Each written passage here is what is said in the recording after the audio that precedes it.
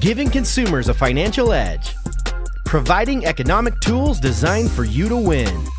With the Empirenomics business guru Al Mills and the credit lady gem dropper herself, Monique Macklin.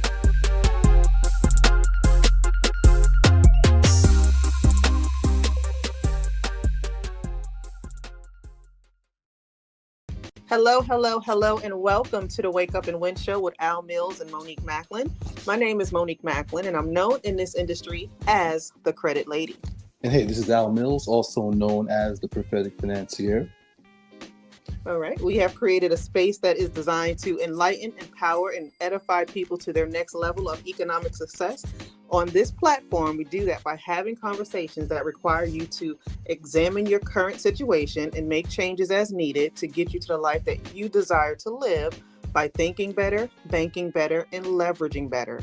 Now, on today's show, we will be discussing Have You Got by a Guru? Ooh. Got by a guru. Ooh, that's dangerous. Got by a guru. So let's jump right in.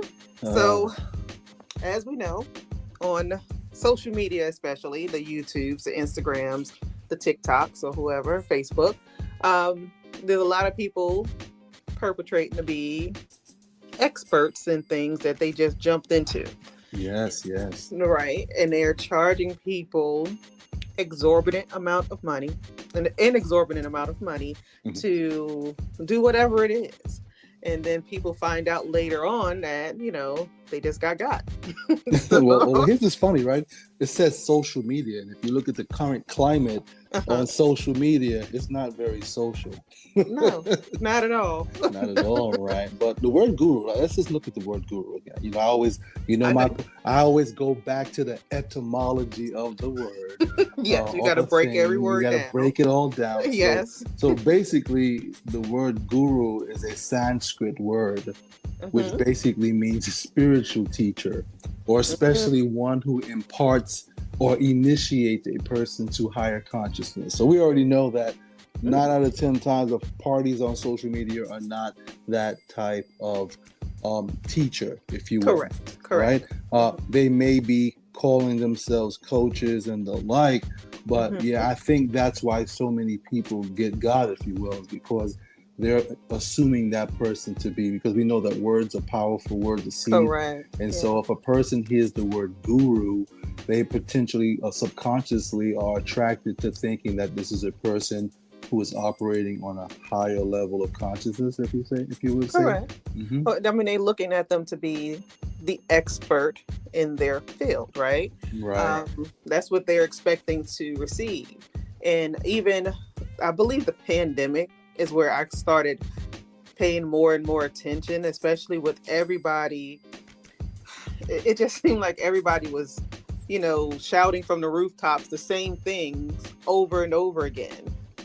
Start an Airbnb business, start a Turo business, in the credit space. Now everybody knows credit, and they can't even read a credit report. It's it's just so annoying. And then when they can't do credit, they're doing business credit, and they don't have. It's just too much. Yeah, it's too much. Well, it comes back to those side hustles, right? The whole pandemic actually forced individuals into what they design called a solopreneur or a gig economy. That is what has happened as of late. Exactly. That's strategic. So we're not going to get on all the gurus and durus out there, but we have to understand what's really going on is that it was set up that way for individuals to find another means of creating income while being indoors. Because it would sell Zoom accounts, Google account, all those things, Netflix, all those different platforms increased in their red fibers because of that. So it birthed a whole new nation of influencers or gurus, if you will. I like to say in the community, influenza, because it's like you're catching a cold, catching something. But so many folks have become overnight experts all of a sudden. A year ago, they were working on a job at UPS or something. All of a sudden now they are an expert in a particular field. Correct. Or fields. Fields. And then the other thing is, I know I told you one time, I've had plenty of people tell me that the reason they signed up with me is because I wasn't one of those people, getting off the private jets and walking into a Rolls Royce and all. They just felt that they could relate to me, if that made sense. Yeah, and that's cool. I get it. I get it. And a lot of people, that's what they thought would attract people to them. And it did attract a lot of people to them until they realized that these big houses and planes and cars are actually rentals, right? Oh, rental. So that's a prop. Well, it's a prop, right? So let's look at entertainment. For the most part, celebrities that are actors, ball players, and the like, they're entertainers, and their job is to create attention or get eyeballs on them, right? Because they are walking billboards, if you will. They are merchandisers. They're selling products. Yep, exactly. And so their job is to attract eyeballs onto them, right? And so in this current climate online, a lot of folks are becoming these content creators, and they're selling information. Because we're in the information age. Information age, yes, exactly. And so in this space, to be an influencer doesn't necessarily mean that you have to be an expert. You just have to be a part of a trend or some popular topic that will attract ears and eyes on you, so that you can then become appealing to a major brand that would want to market in front of your audience, so to speak. And I think that's where a lot of folks get got, if you will, because to a trusted teacher when they're really just a content creator. That's it. And when you say they're borrowing, they'll jump on someone else's platform, so to speak, right? And then they'll be, say, interviewed or whatever on that person's platform. And that person who, may be well known or popular, of course, so they're going to trust that this person has already vetted this, these people. And so that's why they're going to trust and move forward with them. The other thing I think people get stuck on is he who has the most followers must know what they're doing. And that's not necessarily the case. That's the furthest from the truth. That's the furthest from the truth. What do I say to you? What do I say all the time? You tell me all the time that the people who have money or true wealth, they're not on these platforms. They're not doing any of this, influencer stuff that's happening on here. You don't see Bill Gates and the Warren Buffetts or their people even on here. This is not what they do. That's because they don't have to do it. Right. Well, let's turn the microscope knob a little bit. We're going to turn it to the right and really go deeper on this in a more micro level, right? So let's look at a person who may have advocated that they have created millions of dollars in their niche or their space. Once a person has accumulated and have done the right thing and amassed a few $1 million, why are you still working so hard in front of the camera? Come on now. Think about that for a minute. You'd be too busy multiplying, doubling, tripling your money than still trying to attract new customers. And that's something we talk about in the community, right? All the time. Why do businesses stop growing or not able to scale? Because they're so focused on the actual cost of a new client, and they just abandon those individuals who've spent money with them already, and you cultivate the things that they needed. And so that's why they're always looking for the new customer, as opposed to just working with the clients or people that has shared or exchanged some form of commerce with you. But that's because most people only have one-off products. Right. So if you only have a one-off product, you have to go searching for, or service, you have to keep searching for new people, or you burned the people who already purchased from you. Right. And then now you have to go and get new people. And so that's what's happening. Or your industry may have died a little bit, because as we see, like Airbnbs they're getting a lot of red tape or whatever happening in the industry now. So a lot of people are having to pivot on those businesses now too. Correct. And let's look at that. And so with that said, right, so many people, in business, when you're looking at who should you listen to, it really should be someone that has done the things you like to do, right, and has gone the places that you like to go. But don't be fooled by the props, because it's entertainment and all those things that you're seeing there are props on a stage appealing to you to purchase the ticket. Yeah, the hype. And it's called lifestyle marketing. Lifestyle. Yeah, I can see that. Yeah, definitely that. right? They're putting the lifestyle that you want in front of you, so that the illusion, the matrix. That's the Matrix illusion. If you think back in the movie of the Matrix, when Morpheus and Neo was in the program, when he first initially started his deprogramming of the Matrix, there was a woman walking in a red dress, and Neo stopped and looked over, and when he turned back around, a sentinel was there with an agent was there with a gun on his face. He said, "See, don't be distracted by the glitter, easily distracted." And so that's kind of was the message that was being spoken, even in the movie The Matrix, is that don't be distracted by all the glitter. What did Grandma used to say back in the day? All that shine, well, all that glitters is not what?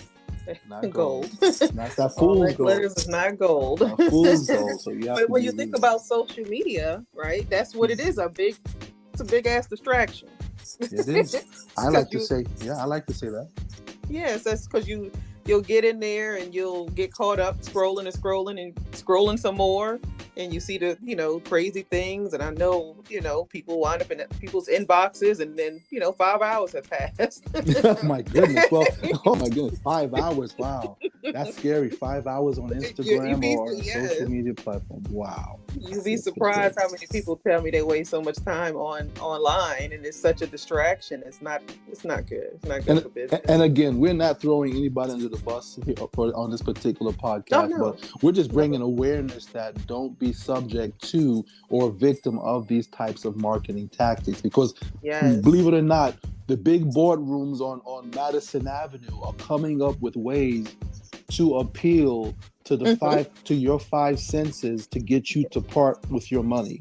That's just the way that it is, and they use and inject certain people and allow certain things to happen so that they can have you separate from your money. And we just have to be aware of that, right? And to kind of add to my point, we talked about many followers, that we use that as a gauge. Well, I'd rather have 100 loyal followers that will engage in commerce with me on a specific basis per year than to have 1 million likes, because likes doesn't cash checks. It does not.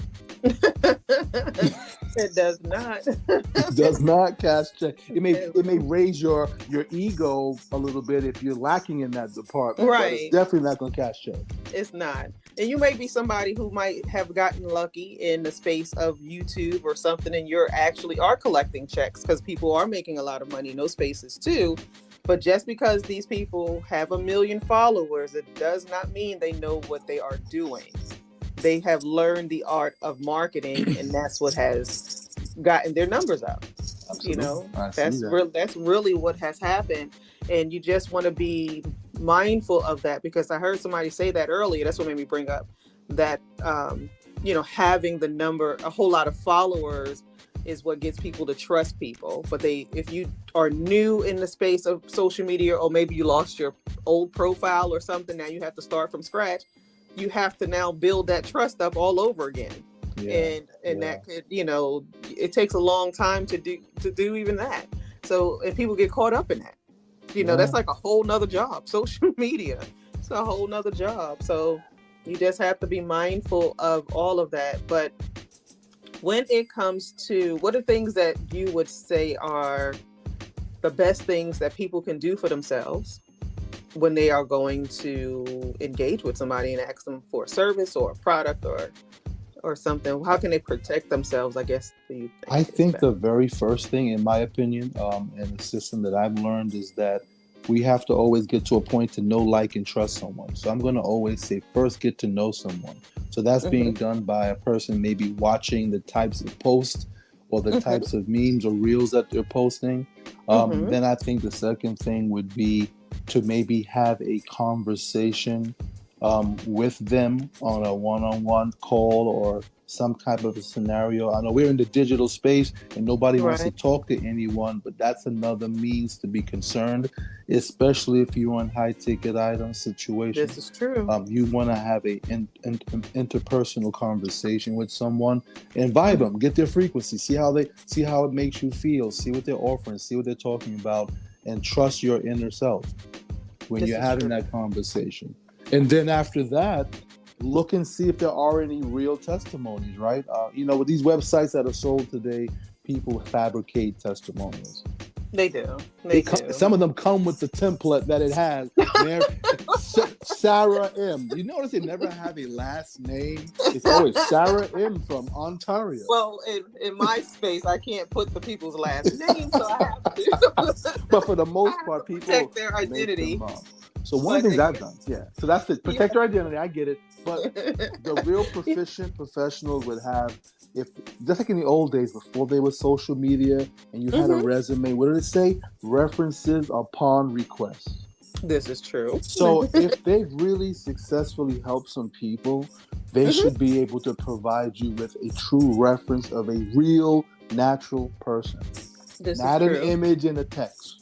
And well, even for me, I have found that my longevity has been my resume, if that makes sense. Yeah. So I'll have people who will, they'll say, I've been following you for about 2 or 3 years. I've been needing to get my credit fixed for like 2 or 3 years. Wow, 3 years. Ooh. But they, or they'll go and find someone who's less expensive, I should say. I'm not going to say cheaper, but less expensive. Because I tell people, even in my presentation, I'm not the cheapest and I will never claim to be, because that's not what we do. That's right. You pay for what you get for in the real world. Exactly. So I'm never going to claim to be the cheapest, but we will say we're one of the best. It's just that you have to just, I guess that whole sitting around for 2 or 3 years also gets them to, like you said, browse my page, see what I post. They see things about my family and things like that every once in a while. So it gets them a little comfortable with that, know, like, and trust factor. So that helps, I guess. I just don't want people waiting 2 or 3 years. I know, right? So that's a long sales cycle. It's 3 years for a person to make a decision. Yeah. That's what you call doing due diligence. That's a lot of due diligence. That's a lot of due diligence. Right. Well, what has worked for me is basically, because I'm not really that social media type of person. I know. I mean, we have to have a profile, because in the space that we live in now, everyone's going to Google you or something. So you have that there. But I have found that has served me well is that after persons go there, they go to my LinkedIn page and they're able to see all the recommendations of real people. And they're able to click on that person's recommendation and then go to that person's LinkedIn page. And you begin to see the type of people or quality of people that recommended. See, there's a difference in the testimony and the recommendation. This is true. See, when you recommend someone, you're saying, I've had a personal first-hand experience with this person, and that has been fruitful for me, and I'm recommending. That's equivalent to an introduction versus a referral. I agree. See the difference between the two there. So, I agree. I have found that to work very, very well with me in terms of people establishing know, like, and trust. For me, I have found to go back to old school marketing a lot. Okay. Which is offline. Like you said, actual having conversations with people, because people like to talk to me on the phone for some reason. So, or even just in person, when I see people, they'll stop and have a conversation with me and stuff like that. Ask me as far as funding or credit or something like that, because I do wear my own merchandise or whatever. So that's a way for me to get the conversation started. I think it's a lot more social than social media. And that has helped me as well when it comes to, just building that whole trust factor when it comes to people. So there's a whole lot of ways. It's just that the internet is so noisy. Can you hear me? You there? I can hear you. Absolutely, I can hear you. Somehow we had a little dead spot in our transmission, but we're fine. Oh, no.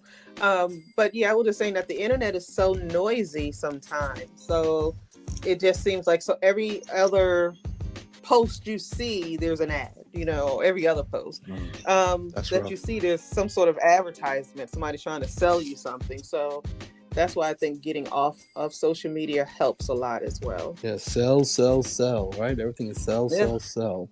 Always. You can't even watch a funny video anymore because of the advertising that Mark Zuckerberg has inserted into all of videos. Well, that comes back to that point, right? It comes back to, if you are a content creator, your job is to just to get eyeballs and ears on your page, so that the actual corporations could market in front of your audience. So if you're looking to really get education or upliftment, you have to use a different measuring stick as opposed to just followership, because that's just for brand recognition to be able to be a merchandiser. But you have to look at if they are delivering results in the niche in which you're looking for.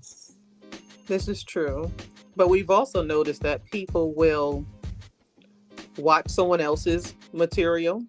Oh boy. And then claim it as their own. I watched the YouTube video, so now I'm an expert in this space kind of thing. Right. So, you can usually tell who those types of people are. Even with me, I know you had to, you've told me, and then I got one time. As far as when I put my information on my websites, right, I have to lock my information down. Because, just terminology that's been put out there, like the whole credit to wealth thing. No one was talking about credit to wealth. And then I started seeing a whole lot of people starting to talk about credit to wealth. And then one of my videos was pretty much hijacked. Wow. And sold, right? So now you're taking somebody else's information and you're repurposing it as your own. So you have to, even if you are an expert in whatever space you are, you have to learn how to protect yourself as well. So you, as a true expert, Maven, that you don't got yourself. Oh yeah, and I was a victim of that, and I don't have large followings on any of those social media platforms. If I have more than 300 people, that would be a great deal.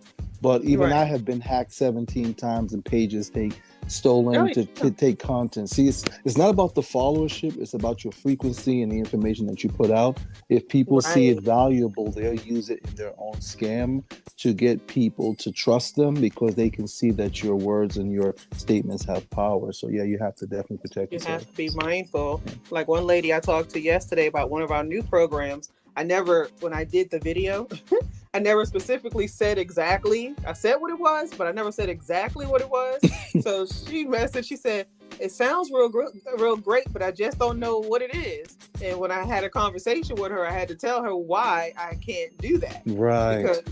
Because you just don't know who's watching and who's trying to jack your information. So you have to be mindful of that. And you'll find out when we have a conversation. Well, the other issue too is there's so much content creators out there, as you say, spilling the tea on other professions. Oh my God. Just to get those eyeballs. Oh my God, that annoys the mess out of me. I'm sorry. Oh, that irks my nerves. It's like you just on YouTube just giving it all away. Yeah. Everything. Free 99 on that scenario, so people wouldn't want to engage a real professional who has true experience and potential remedy to their situation, but they're going to wait for somebody else to drop those gems for free. Correct. And then when they realize that what they received is really what they paid for, absolutely nothing. Absolutely. And that's when they come back to you. So you just have to be smart in your decisions when you are looking for a product and or service. Do your due diligence, as Al has stated, and, do your research. It's not hard to figure out who's doing what and who's not doing what.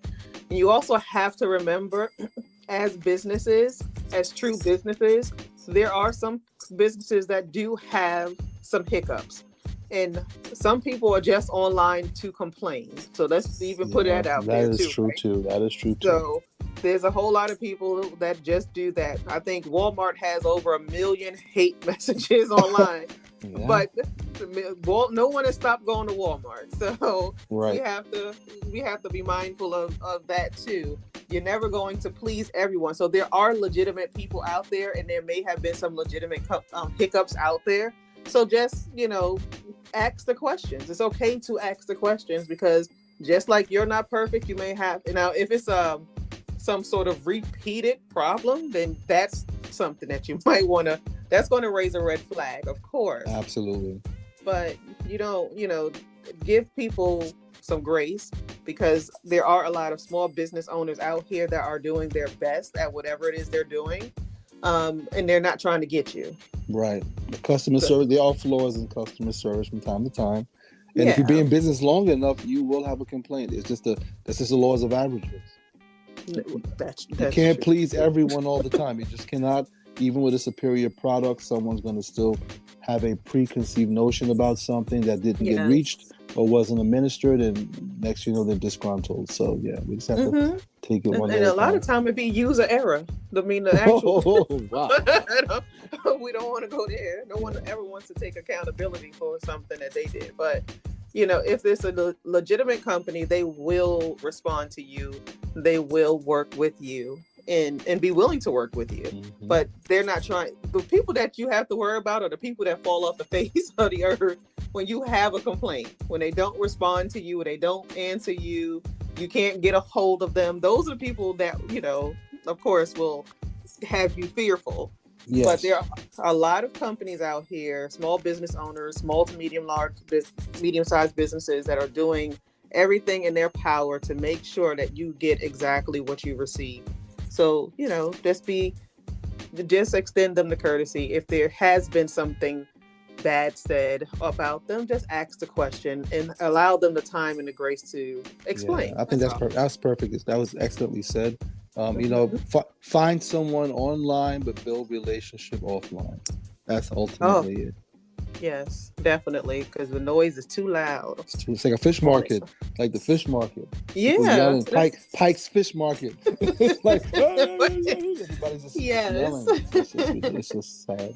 It's crazy. That is so true. So our mission with this call is to really just make sure that you have not, or hopefully you haven't been got by a guru, but we wanted to give you some tips on how not to get got by a quote unquote guru that's out there. Do your due diligence, find the people that, your spirit. I always go by my spirit. Yes, I do too. That's the only way out of it. That's discernment. You have to learn to be discerning in your situation, sure. Exactly.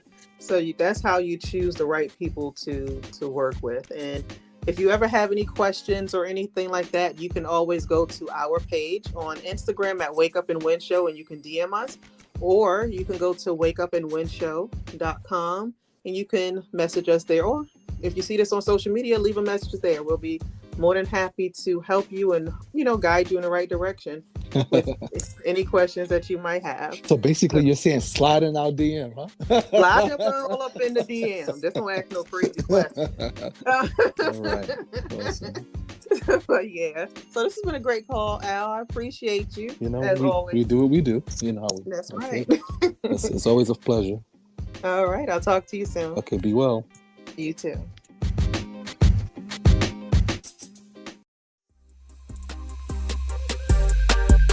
Thank you for listening to Wake Up and Win with Al Mills and Monique Macklin.